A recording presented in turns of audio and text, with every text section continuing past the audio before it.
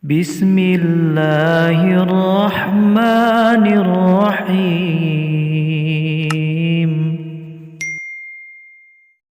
السلام عليكم ورحمة الله وبركاته.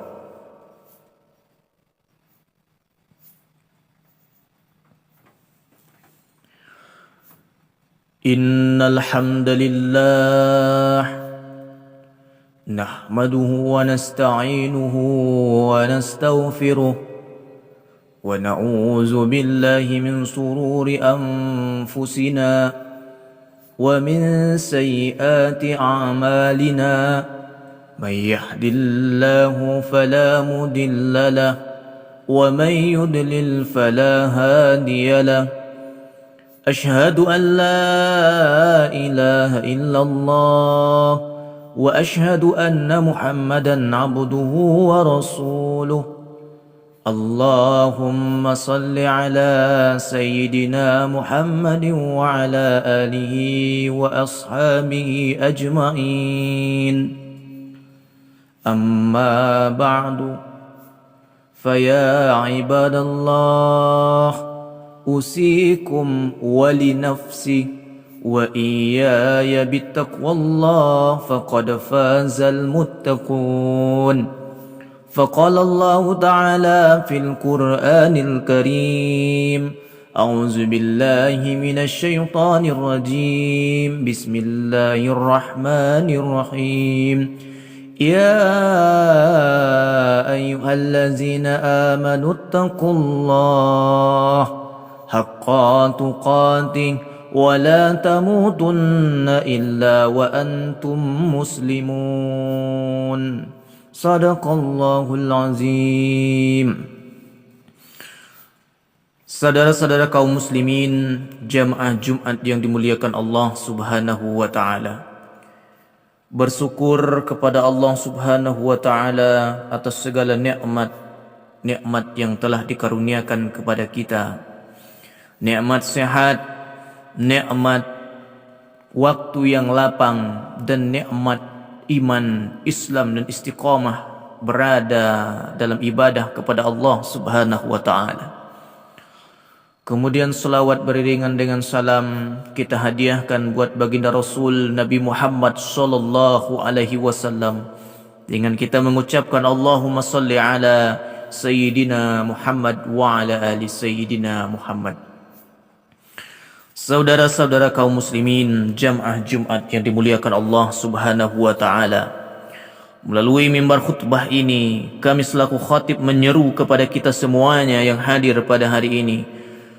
Seruan yang senantiasa digaung-gaungkan dari setiap mimbar-mimbar Jumat. Marilah kita senantiasa meningkatkan ketakwaan kita kepada Allah Subhanahu wa taala, kapanpun, dimanapun, dan dalam kondisi apapun itu. Saudara-saudara kaum muslimin, jamaah Jumat yang dimuliakan Allah Subhanahu wa taala. Seringkali seorang hamba Allah berdoa, mengawali permintaannya kepada Allah itu dengan dia mengucapkan Rabbana, ya Tuhan kami. Di waktu yang lain pula dia mengucapkan Allahumma, ya Allah.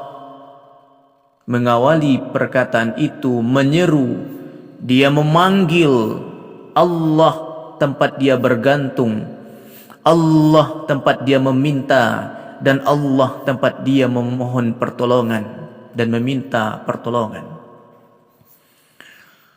Begitu kita manusia, ada sesuatu yang kita inginkan, kita menyeru dan memanggil Allah Subhanahu wa taala. Lalu dalam situasi kondisi yang lain pula, seringkali pula kita ini sesama manusia juga mendapat panggilan dari yang lainnya.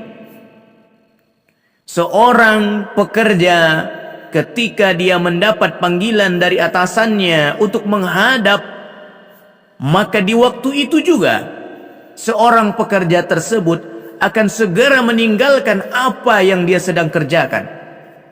Tak peduli betapa sibuknya, tak peduli apakah dia sedang berkumpul dengan keluarganya, Apakah dia sedang menikmati waktu santainya? Maka di saat itu juga dia akan bersegera menuju tempat di mana atasannya, pemimpinnya memanggil dirinya. Bayangkan seorang rakyat di negara ini mendapatkan panggilan undangan menuju istana presiden di ibu kota negara ini, bertemu dengan orang nomor 1 di negara ini. Maka dengan gembira hatinya, bahkan kalau perlu dia akan sampaikan kepada orang layak, orang beramai dan orang banyak, bahwa dia mendapatkan panggilan dari orang nomor 1 di negeri ini, di republik ini.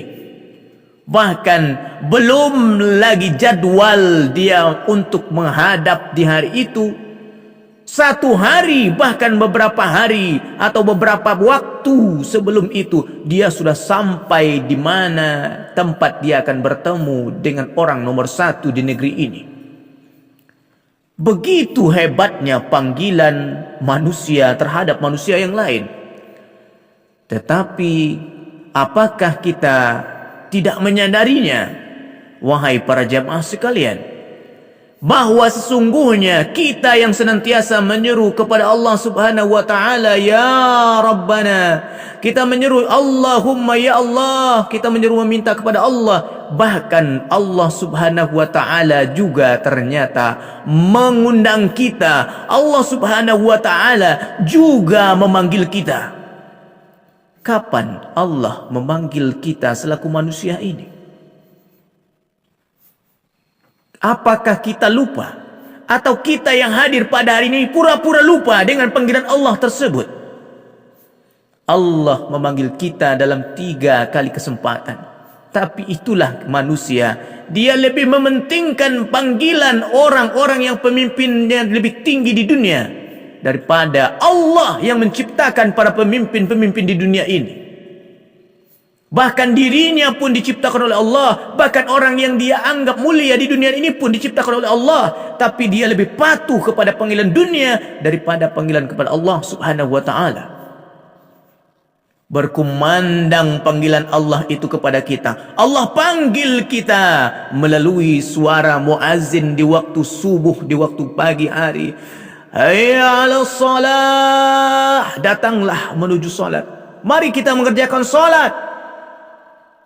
Tapi panggilan di waktu subuh itu dia terlena, terbuai mimpi, terlewat sudah panggilan itu.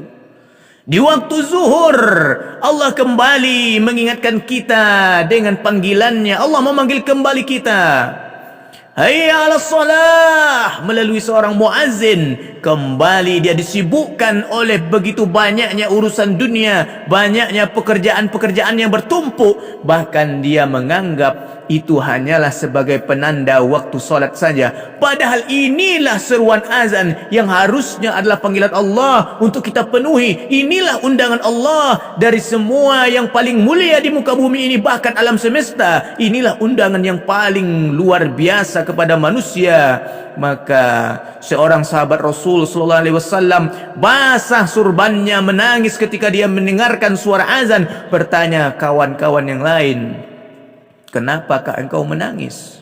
Maka dia menjawab, "Kalaulah seandainya manusia tahu makna di balik suara azan ini, maka sesungguhnya dia tidak akan terlelap dengan tidurnya, maka dia tidak akan terlena dengan pekerjaannya." Tetapi manusia, dia santai saja mendengar suara azan itu. 5 kali sehari semalam dikumandangkan, 5 kali kita dipanggil oleh Allah Subhanahu wa ta'ala. Tapi itu panggilan tidak bermakna, tidak memberi bekas dalam hati kita. Begitu pula di hari Jumat ini, Allah Subhanahu wa ta'ala memanggil orang-orang muslim, seorang laki-laki yang dewasa telah akil balik, untuk melaksanakan solat fardu Jumat pada hari Jumat. Sebagaimana pula firman Allah dalam surah Al-Jum'ah ayat ke-9. Bismillahirrahmanirrahim. Ya ayyuhallazina amanu iza nudiya lis-salati min yaumil jum'ah fas'au ila zikrillah wa zarul bay'. Zalikum khairul lakum in kuntum ta'lamun. Allah memanggil kita, wahai orang-orang yang beriman, apabila telah diserukan untuk melaksanakan solat pada hari Jumat, maka segeralah kamu mengingat Allah. Fas'au ila zikrillah, segeralah mengingat Allah. Tapi apalah daya, manusia lebih mementingkan pekerjaannya, manusia lebih mementingkan kehidupan dunianya. Lebih baik dia santai-santai saja daripada hadir di hari Jumat untuk melaksanakan solat Jumat. Wahai para jamaah, wahai orang yang di luar sana yang dapat mendengarkan suara ini, apa yang dijanjikan anak-anakmu sehingga kau sanggup memilih bekerja, melanjutkan pekerjaanmu daripada menghadap Allah? Apa yang dijanjikan oleh istri-istrimu di rumah sehingga engkau lebih memilih untuk melanjutkan pekerjaan-pekerjaanmu daripada menghadap kepada Allah, memenuhi panggilan Allah? Andai di hari ini kau terlupa dan terlalai lebih memilih panggilan dunia, maka sesungguhnya engkau adalah orang-orang yang merugi terhadap apa yang telah kau kerjakan. Saudara-saudara kaum muslimin, jemaah Jumat yang dimuliakan Allah Subhanahu wa taala, Allah memanggil kita di waktu azan berkumandang.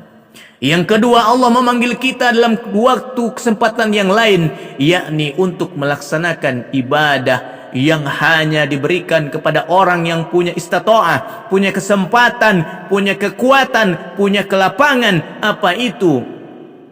Sebagaimana firman Allah Subhanahu wa taala, wa azim fin nasi bil hajj ya'tuka rijalan wa ala kulli dhamiri ya'tina min kulli fajjin 'amiq.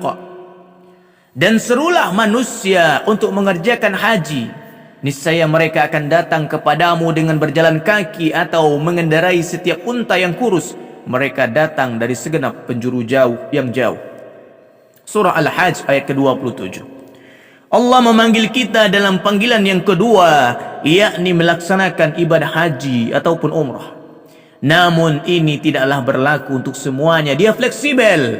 Siapa yang punya kelebihan harta, mampu dalam harta, mampu dalam kesehatan, mampu dalam fisiknya, maka wajiblah baginya untuk melaksanakan haji dan umrah.